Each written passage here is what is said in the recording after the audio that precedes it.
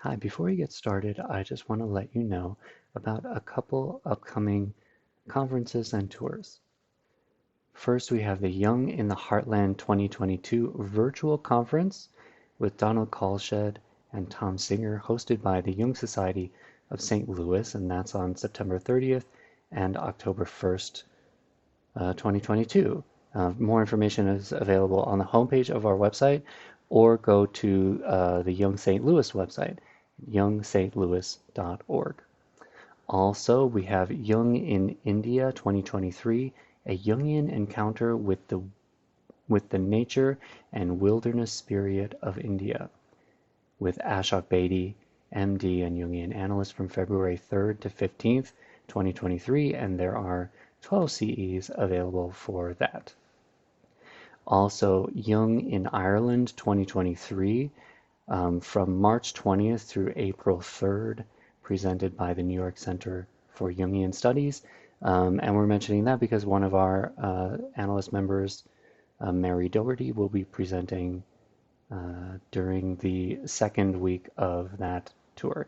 More information can be found by clicking the link on our website or at nyjungcenter.org, or just Google search Jung in Ireland and you'll find it. Thanks.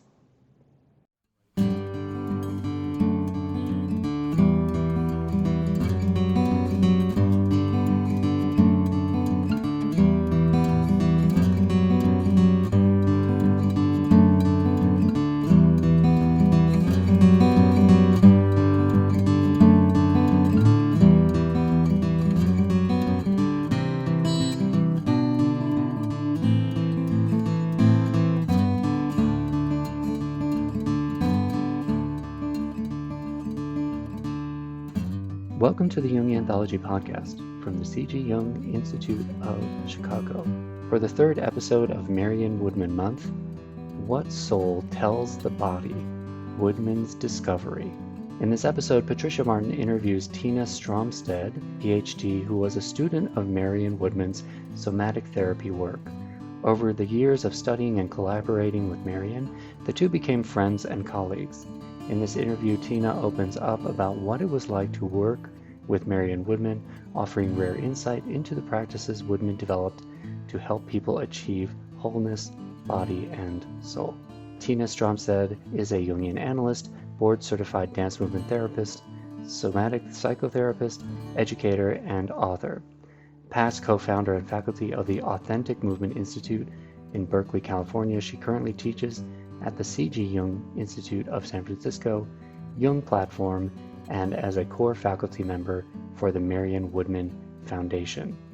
Beginning her work with Marion Woodman in the 1980s, she co-taught the leadership training program and Wellsprings of Feminine Renewal intensives and served on the board and curriculum committees. There's much more information in her full bio in the show notes, so if you want to learn more about her, just look there. And now let's get to the interview. Welcome to Jung in the World, a podcast of the Jungian Anthology channel of the C.G. Jung Institute of Chicago. I'm Patricia Martin, and I'll be your host today as we talk with Tina Stromsted as part of our Marion Woodman series. We invited Tina Stromsted onto the podcast today because she has a wealth of experience in working with Marion Woodman. She was a student, a colleague, a friend, and so she can talk about Marian's style and her wisdom in ways that are completely unique. We also want to let you know a little bit more about Tina because her own personal history and her professional experience is deep in Jung's work and in somatics, which is the embodiment of the soul. She founded the Authentic Movement Institute in Berkeley, California, and teaches at the C.G. Jung Institute of San Francisco and Pacifica Graduate Institute, as well as the Marion Woodman Foundation. Beginning her work with Marion Woodman back in the 1980s, she co-taught the leadership training program and Wellsprings of Feminine Renewal intensives. She is in private practice in San Francisco, and she hosts workshops around the world to teach these somatic therapy methods to other practitioners and people who need the healing from it. We're so happy to have you on today, Tina. Welcome. Thank you. Thank you so much for having me. I really appreciate it. And I want to name a few people before we start. That my co-founder of the Authentic Movement Institute was a beloved friend, Neela Hayes, a dance therapist, and that I co-taught Wellsprings of Feminine Renewal for many, many years with analyst Meg Wilbur and artist and scholar Dorothy Anderson. So I want to name them, and I'm going to be naming some other people as we go along, because it really takes a village, and it's a very vibrant community. And one of the things Marion taught me so well was that none of us are alone. We might feel that we are, but we aren't. And so to have other women and some wonderful men like Ross, her husband, and others, the partners of many of the women in the work, standing at our backs with warm hands behind the heart makes a huge difference and allows us to step into the world and offer what we can in this work. So I want to honor these people as well. Well, thank you. And, it gives me an opportunity to kind of talk about the passionate personal style of Marion Woodman, which was very collective, very collaborative, very loving, and very intimate. Yes. And that might be a place where we can begin. So you tell us about how you met Marion and what your first impressions of her were. Well, actually, the first thing I want to say, and then I'm going to go to that, is when we made this date, I wasn't aware of this particular day in August. And last night I had a dream about Marion, and I was reminded that today is her birthday. August 15th. So she would be 94 today. Wow. Yeah. So I just want to mention that and honor her. It's an auspicious day. She was a real Leo. So that can help us she had, gosh, when did I first meet her? Well, I met her like so many other people by reading her books, everything I got my hands on. So I started with The Owl Was a Baker's Daughter in 1981. And then I just kept reading. And then Barbara McClintock, who was in charge of public programs here at the Jung Institute in San Francisco, where I work and teach and was trained and so forth, she invited Marion to come and give a program. And it was one of Marion's first of emerging from the church basements in London, Ontario, where she was working with Mary Hamilton and putting a lot of this work together, later to be joined by Ann Skinner, but I'll come back to them because they are a huge part of this work. Anyway, so she was out in the public, and you might know this story because it became well known. She's in the car with Barbara McClintock driving to the Unitarian Church here on Franklin Street. And there's a long line of people like curving around the church down the street. And they're talking, and Marion says, who's in town? And Barbara goes, Woodman. And Marion was like, oh my God.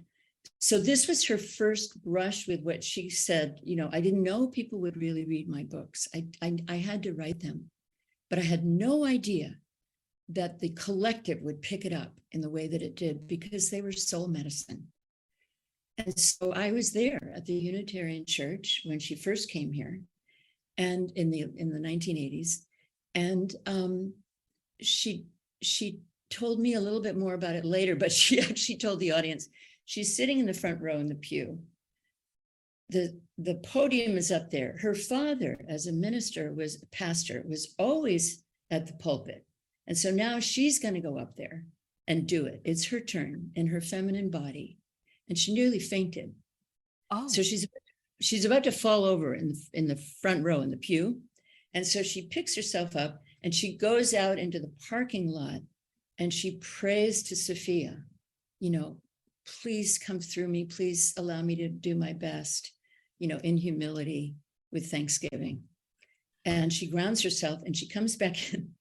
And this is pure Marion. She gets behind the lectern and she tells us that she's just been in the parking lot and what she was doing. And everyone by then is in laughter. And she has us. We're all in love with her by then, because she's just like any one of us. She's shy.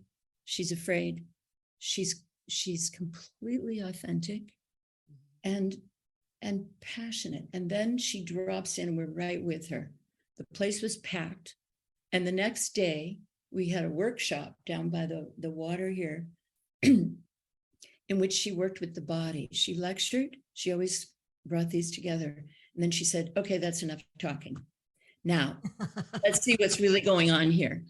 And Wow. she would lead us in movement experiences in 2s and 3s that went very deep because she was holding the container in a very conscious way with a lot of presence. And you could feel that in the room. It's such a necessary part of healing and growth and life and this work. Just for our listening audience, can you just explain the power of the container, what that concept is? Yes. So the container, we often think of it, oh, I'm just trying to see if I have something here. This is from Italy. You know, like a vessel. Mm-hmm. The body is a sacred vessel. And the spirit is inside. Mm-hmm. And so Marian and Jung would call this marriage of matter and spirit, body and psyche, the soul. And for the soul to come trembling through the body has to thaw and not be frozen anymore, not be too afraid, not be too compulsive, not be too rigid, not be too flaccid, all the things we do with our personality. So for that process to feel safe enough to happen, you need a witness to be present in her, I'll say her, because mostly it's us as women, but also wonderful men who are connected to their own inner feminine. You need an embodied soul, a person there who is being present, who has a soft and deep focus on what's happening in the room, on tracking what's happening in her own body so she stays present, holding the space with intention. And I would say love, cherishing those dear bodies that are holding the soul that is trying to be born, that has been so forbidden in many ways, or so castigated, or so the container, when a person is in that role or in that function, they're holding with an open heart, being as present as they can without judgment, criticism, interpretation, all the things that we tend to do, noticing when those come up and saying, I better take that back to my analysis or my supervision, or because I don't want to project that into this soul body here in front of me. So I think that this business of Marian being able to not only help people understand how their bodies were containers for the Yes. soul, but also she was able to psychically create the sense of a container within the workshop. Yes. So that people could then feel the safety to do the depth work that she was going to lead them through. And this had to be completely intriguing to you as a young dance therapist and somebody who had worked with her body for years and years. You had, your antenna had to go up.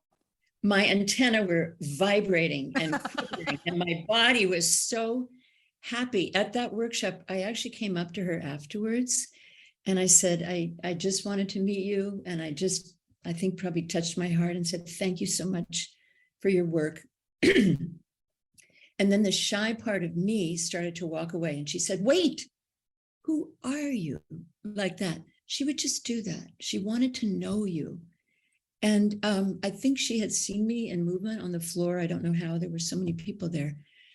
She said, what do you do? And I said, I'm a dance movement therapist and a lover of Jung. And she said, so you're already doing this work, aren't you? And I said, yes. And she said, maybe we'll meet in some workshops, meaning kind of would I come, because she was beginning to bring the work out. And of course I did. And that later led to her leading with Mary Hamilton and Ann Skinner, body soul intensives. So we would take out 10 days and for travel, and they would go on for a week. I want to tell you more about that. But that then later evolved into leadership training, but I can come back to that. Back to the container for a moment. You can see that I, as an intuitive feeling type, I circumambulate a little bit instead of. No, we're following. Great. Okay, good. And Marion did that a lot. And she would say, I'll get to the point, I will. But it's a kind of deepening, centering. So other examples of containers are, let's say we're in a group together. Our individual bodies, this would be a workshop or training in body soul rhythms. Each of our individual bodies is a container, like I was saying, the chalice, the body. And then Marian Ann were the next level of container, standing around or sitting around the edge of the room, holding space with intention, with consciousness, care, really witnessing what was going on and feeling into the energy in the room, which began to really change as we dropped into the descent process. There was an intentional arc from arriving, warming up, beginning to open up the body, and then beginning to drop in. And I can say more about those ingredients, but so there's the second container, the faculty. The third container was, I would say, the intellectual, psychological, spiritual map of the soul that Jung gave us. Mm-hmm. And so Marion would teach Jung through, his collected works, through the Nietzsche seminars, in which Nietzsche brought a lot of body and spirit together, through group dream work, which a lot of people weren't doing in those days. And a number of analysts were saying, what, dreams in a group? And we know that can happen. And it not only in individual analytic work, but also in the group. I'll come back to that. The fourth and largest and maybe most important container was Sophia. Sophia, in my understanding of it, and in working with Marian, knowing her these 40 years or so, is the feminine face of God, or one of them, if we go to the Hindu faith. But she's embodied wisdom. She's the Black Madonna is an aspect of her. The rich wisdom of the body in a sacred marriage with spirit. So it's not the ascendant spirit that if we're good enough while we're here, we get to go to heaven. I know that's a belief system that many have, and I think that's fine. For me, I might have another set of lifetimes, and I may have had some before this, but it's about living more fully, living an incarnated life while we're here. And so Sophia is the great mother, the goddess in ourselves, the goddess incarnated in every living thing on the planet, the flowers, our animal cousins, every living being. So it's not a disembodied God. It's not the feminine Eve who was sort of a sinner, who had to cover up the body and repress her sensuality and repress her voice. It's bringing the feminine to an equal standpoint with the masculine in a sacred way. So Marian, as a pastor's daughter, would open every day with a prayer at the altar. And we would invite Sophia in at the beginning of the intensives, and then she would thank her for being with us all week and release her from the altar to keep going elsewhere and doing her work. And the prayer of each morning, now mind you, not everyone there was religious. I would say everyone was spiritual. We were seeking the life of soul. In those prayers, she would ask for a deepening for everyone there, for healing for the people in our lives who were sick or who needed care, for people that we didn't know and might never know, and for the politics in the world situation. It was never only individual, it was also collective. So that large S, from the very, very intimate to how our dreams and group dreams were offering something to the collective, to the larger world, as everyone's dreams do. Yeah, I wanted to just insert one thing.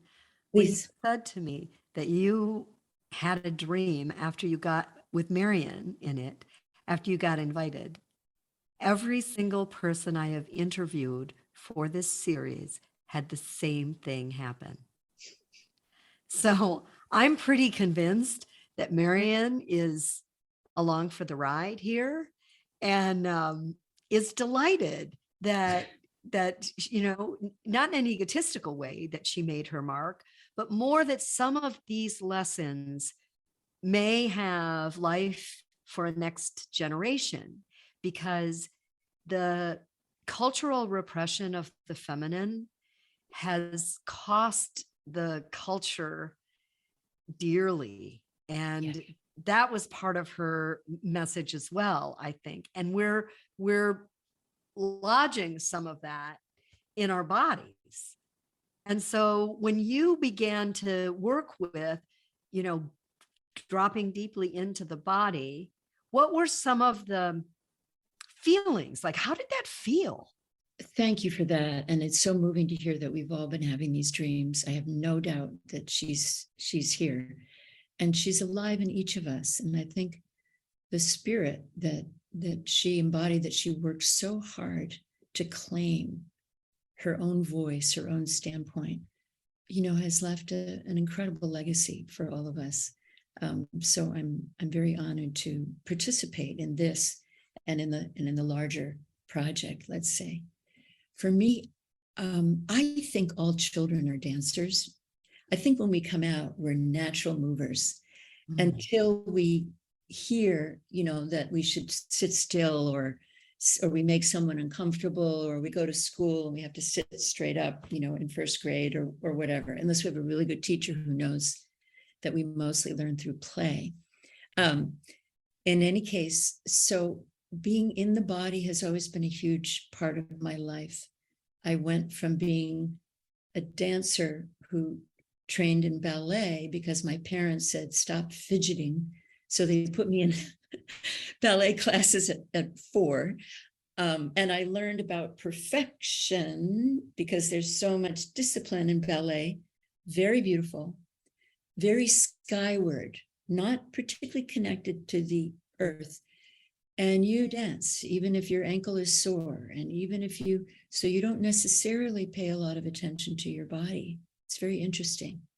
I've worked with a lot of people from the San Francisco Ballet here, and they don't come for analysis unless they've broken something, twisted an ankle or something, and then outpours depression, anorexia, sexual abuse, what have you. So being in the body has always been really important to me.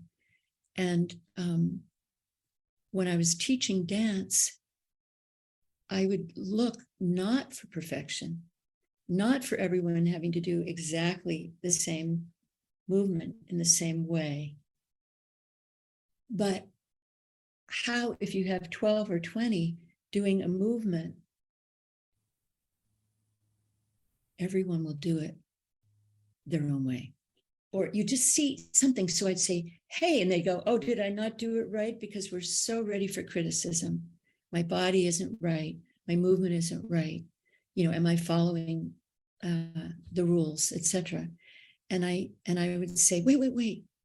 Can you go back? What was that moment? And that would be the place where the technique fell away and something unique to that person would begin to come through.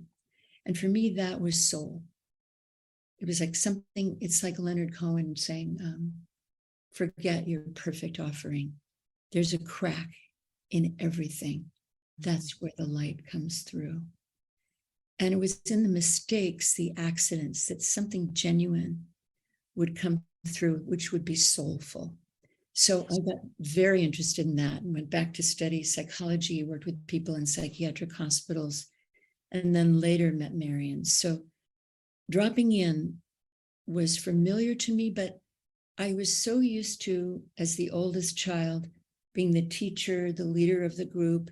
Marian was a crone, and I could just drop in and descend and do my own work. Oh, wow. And it had to be very moving for everyone in those early workshops, because very much she was creating this workshop upon workshop. This was iterative for her from everything I've read. But I want to go back to this idea of the trauma that spilled out with some of your analysants who were dancers. They'd get injured and that would put a crack Yes. in the vessel. Yeah. And things would start pouring out. And it seems to me that Marian had a very specific idea about trauma and how to heal trauma that was unique to her. Yes. Yes. Tell us about that. Well, first of all, she had trauma and she was very honest about it. One of the things that I found really unusual about Marian is that she was willing to tell her own story. Most analysts don't. As therapists, we're invited and encouraged to contain our own material. And there's a lot of good reason for that, because the analysand, the client, is the focus. It's their sacred hour. But the idea that you're an invisible blank piece of paper there is not true. There are two bodies resonating in the room. They're making music together. They're going deeper together. And so the embodiment of the analyst is really important. So Marian knew that she had to do her own work because she nearly died of anorexia. She wanted to soar to spirit as a pastor's daughter. And she told me in the interviews we did together that as a pastor's daughter, she really had to be a good girl. And she couldn't use swear words. She couldn't cuss. She had to be very careful about the way she behaved herself, even though she had a loving father. This was true of her brothers as well. So Marian was out of her body, and she said that. So her trauma was partly culturally based. She had to be really thin, like Twiggy, which means you have no body, which means you can't be in touch with your feelings because you're numb or you're frozen. These are some of the things we do to get through trauma. And also, she didn't feel good about having a female body. Her mother was a really solid, good businesswoman who was an early feminist, who was kind of split off from her body. And I think she passed that attitude toward the feminine to Marian a bit, as she couldn't help it. It's multi-generational because the feminine has been repressed for millennia, for a very long time. And Marian's mother also got tuberculosis from drinking the milk from the village when she was having her next child. And so she was bedridden, and Marian didn't have a lot of contact with her. She didn't even know if she'd stay alive, her mom. So she became a father's daughter, as I did too, and as many of us probably did, because our mothers were so injured in many ways. So in terms of trauma, Marian came together with Mary Hamilton, who was trained at the Royal Canadian Ballet School, beautiful dancer, who opened us up with movement when we first arrived and helped us lubricate our joints and drop more into the body. And she was playful and soulful and had really beautiful music. There's a lot more I could say about that, and I could totally relate to that as a dance therapist. Oh, I'm home. and then Ann Skinner led us in breath work and voice and mask making. Anne was head of voice at the Stratford Shakespeare Festival, the company there, and people still consult her as a crone. She's brilliant. So then we would find our voices, because trauma cuts you off somewhere in your body. Wilhelm Reich, one of the pioneers of somatic psychotherapy, talked about body armor, all the places where muscles cross in the body or where we can hold and constrict. And that's how we repress our feelings. We get brilliant at it, and we need to survive. Or we dissociate and we begin to live in our heads. A lot of fathers, daughters do that, and we're encouraged to excel and study and be out in the world, and all that's great rather than repressing it. But we can leave our feelings, our tenderness, our saltiness, our sensuality, our body wisdom behind. And Marion said, no more. We can't do that.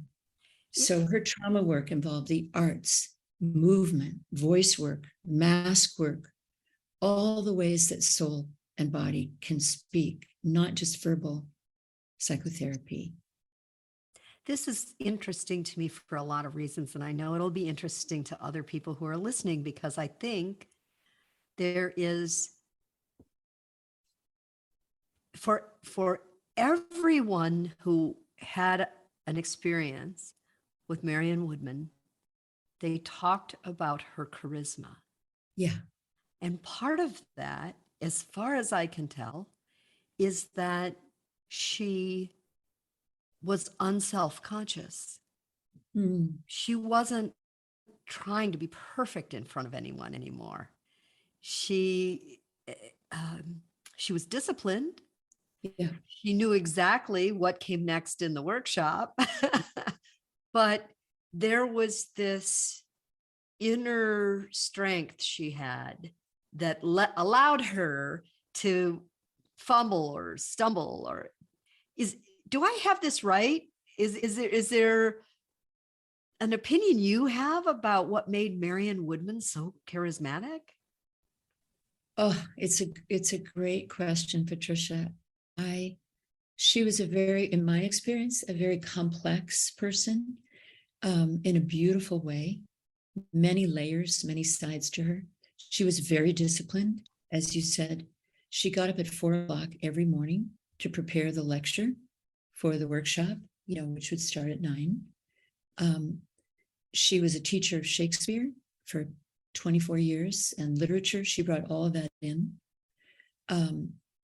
She brought Ross into every intensive to bring in the sacred masculine, where he lectured about the romantic poets, Blake, Shelley, all of them.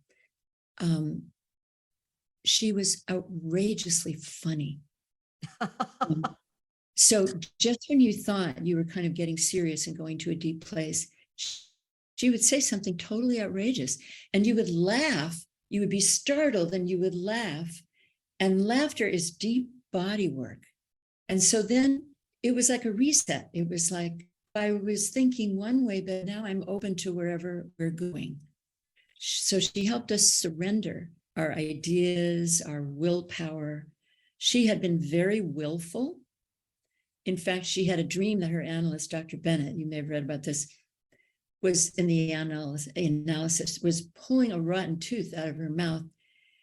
And the tooth came out, and so did her whole rigid backbone. Well, Mrs. Woodman, now we're doing the work. Yes. So instead of being this way, she could also be very shy. She dealt with a big inner critic, and she worked with it so honestly. She called it first the negative mother, who is that inner part that we absorb from the culture and that can't help but come through the cells of our mothers, even if they don't want it, and our fathers and in community. The negative mother says, you're failing miserably. How dare you? It says these kinds of things. It's very judgmental, very inhibiting. And she distinguished that from what she called the death mother.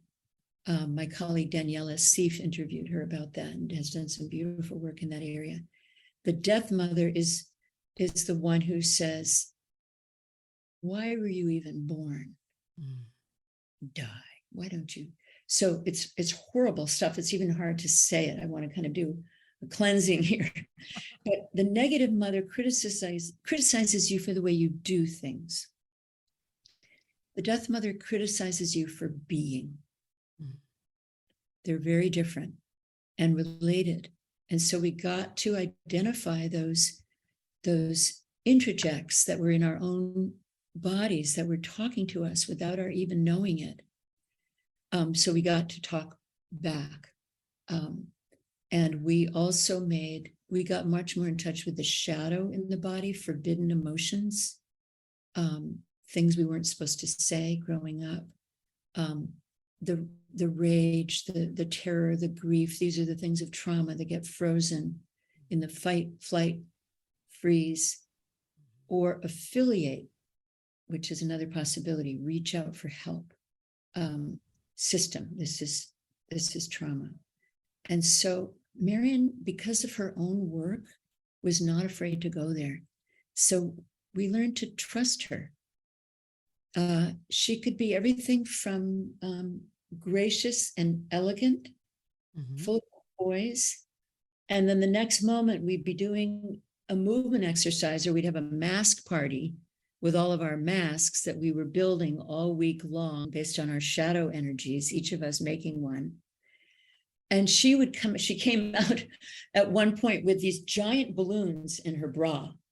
You know, we were all getting a little too serious, and we were like, what? You know, it was just, and we were in hysterics, you know?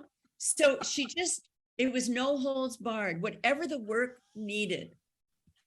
Oh my gosh, what a great story. It's making me wonder though, this idea of what has been repressed into the body, when we are traumatized, how the fight or flight energy can get trapped in the body. And it makes me want to ask you about the Unholy Trinity. Oh, thank you. That's such an important image concept and depth of experience that we're all working with, that I think is at the core of this work, actually. So Jung talked about the Holy Trinity, the Father, Son, the Holy Ghost in the Christian creation story and in that religious lexicon. And he said, but there's an unholy Trinity. Here we go. It's upside down. And so there's the holy and the unholy. And he said that was the part that got repressed underground. And that was the feminine, the body, and the shadow. And he said, what's been repressed for millennia cannot help but begin to rumble and rise once again. And I think that's what's happening now with the sacred feminine in our culture. And that Marion was riding one of the early waves of this, bringing the sacred feminine, the conscious feminine, and the sacred masculine over time, so that we could come together in a much more equal, embodied, curious, respectful, loving way that goes way beyond social roles, way beyond what we know so far. So the Unholy Trinity is something that we're redeeming now, that's been repressed really all over the world in many ways, although some parts of the world celebrate it, a bit more than others. Marion had to go to India to find more of the sacred feminine, the goddess. And she came back with Sophia. She went connected more to the masculine God and came back with Sophia. So in your own work, when you lead these workshops, yes, after all these years of working with Marian on this material, helping people surface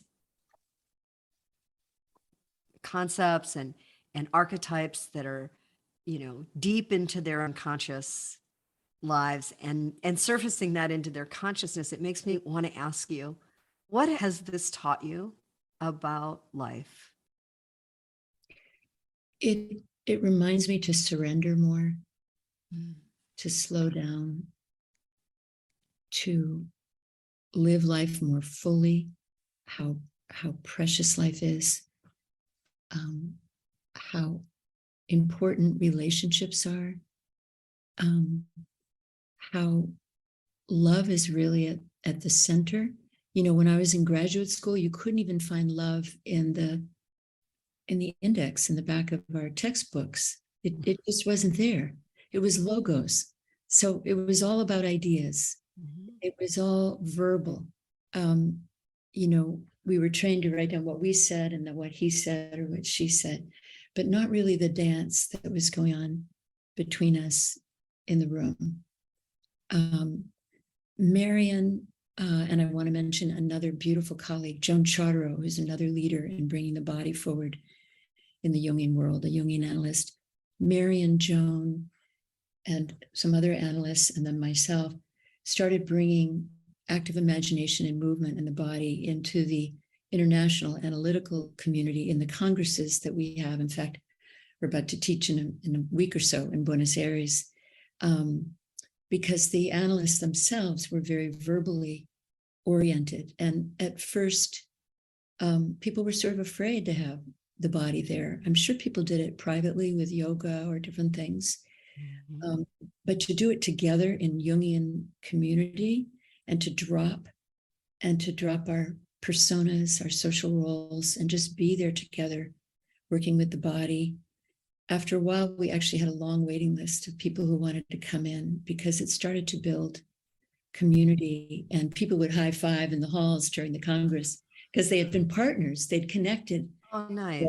of an authentic way. So continuing to bring the body into the Jungian community and into all of the work that I do, and to honor my dreams. That's how I start each morning. I always did that as a child, and I kept dream journals, worked with dreams through dance in the body, wrote my master's thesis on that in the 80s. That's always been important.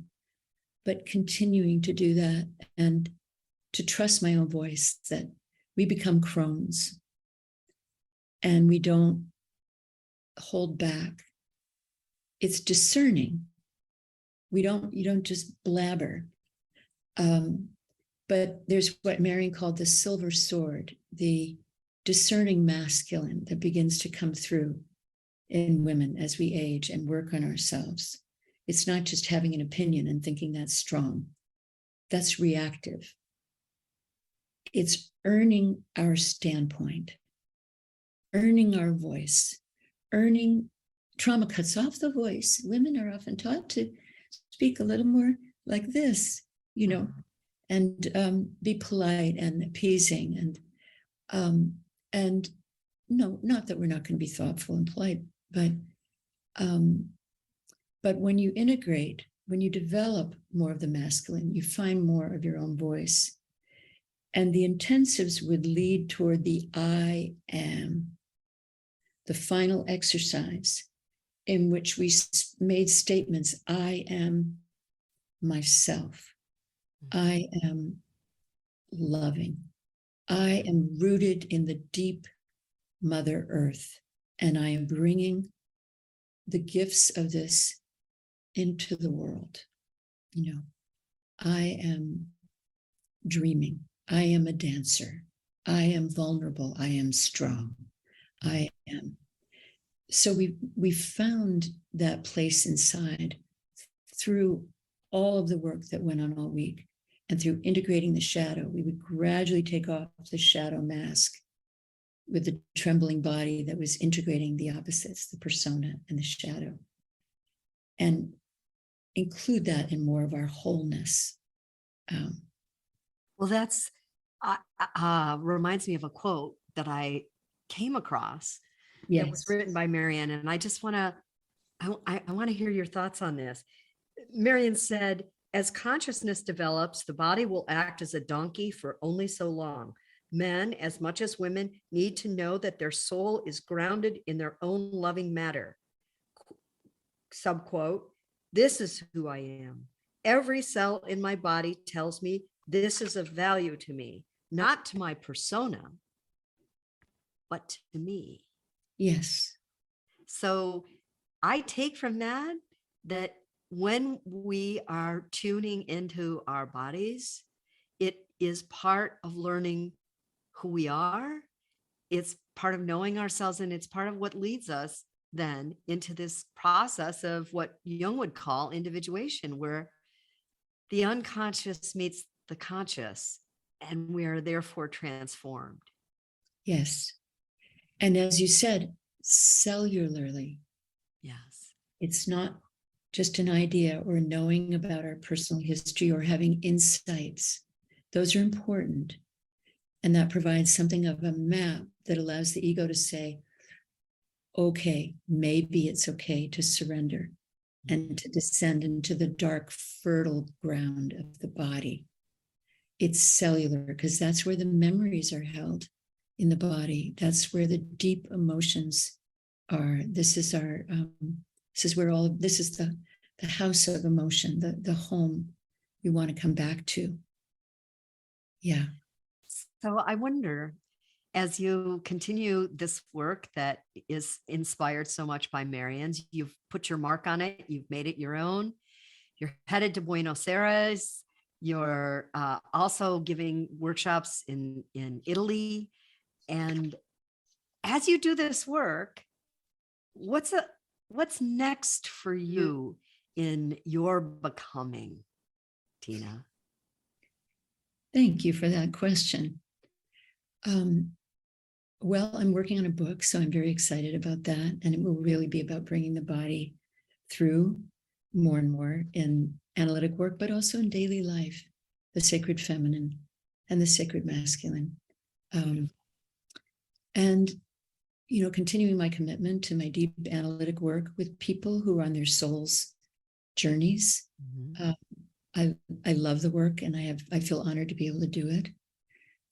Continuing to spread the work through teaching in different parts of the world, as you mentioned. So the cross-cultural element is very important to me. My father's from Norway. I have, family in Switzerland, where I'll also be teaching and having a chance to visit them. Every culture has its own way of moving, its own way of relating to dreaming, its own perspective on the body and on the masculine and feminine, its own iteration and artistic renderings of the soul and of the sacred. So I want to be a student for the rest of my life, learning from other cultures and from colleagues and students and clients and friends, beloveds, in different parts of the world. Marion always said, she was way ahead of her time.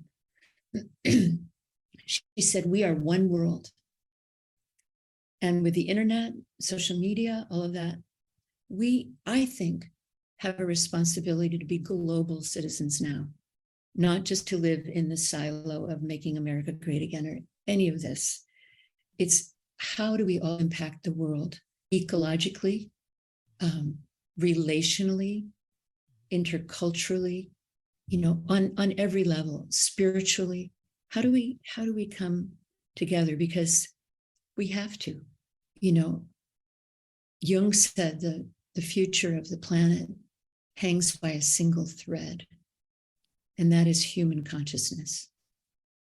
And so that's our responsibility. And I feel like that's what we're doing in all of this work. So as you can tell, there's a social activist side to me, which is also very important. So I think if we each just do our part, our own homeopathic drop, in our depth work, in our teaching, in our own being genuine, in each conversation, in trying to speak with people who are, quote, on the other side, across the aisle, in deep listening and trying to resonate with each other so that we don't turn into efficient machines. The world is lost if we keep doing that. That thread might snap. Yes. Thank you so much, Tina, for helping all of us today tend the slender thread that keeps the project of the human race moving forward. It's been wonderful. And I'm sure that all of the people listening to this will drop in a comment and let us know your books, your workshops. We'll make sure that we include that as well And I want to thank you so much for spending the time with us today. It was profound. Thank you very much, Patricia. I've really enjoyed it. And it's wonderful to be in this with you. And I wondered if I could end with a poem, which is something I often do, and Marian pretty much always did. Would that be all right? Perfect. Okay. It's called, it's by Hafiz, mystical poet. It's called The God Who Only Knows 4 Words. Now, the two of us and anyone who's listening, please work with the word God. So it could be Sophia, Buddha, the Shekinah, Kali, any of those sacred figures, what's true for each of you. And so here's Hafiz. Every child has known God, not the God of names, not the God of don'ts, not the God who ever does anything weird, but the God who knows only 4 words and keeps repeating them, saying, come, dance with me. Come, dance. Thank you, Tina. We've been talking with Tina Stromsted, PhD, dance therapist, Jungian analyst, thought leader, and beautiful soul. Thank you very much, Patricia.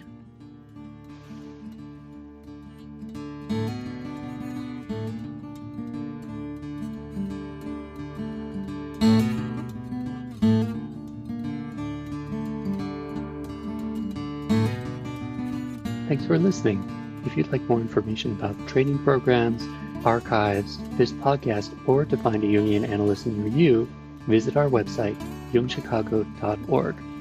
Thank you to our 2021 donors who gave at the contributing member level or above: the Arlene M. Feiner Trust, Barbara Anand, Arlo and Rena Compan, Judith Cooper, Kevin Davis, George J. Didier, Mary Doherty, Carl and Patricia Greer, Ryan Mayer, Patricia Martin, Boris Matthews, Sue Rosenthal, Diane Sherwood, Debbie Stutzman, Lawrence Chad Tingley, Alexander Wayne and Lynn Kopp, Gerald Weiner, and Ellen Young.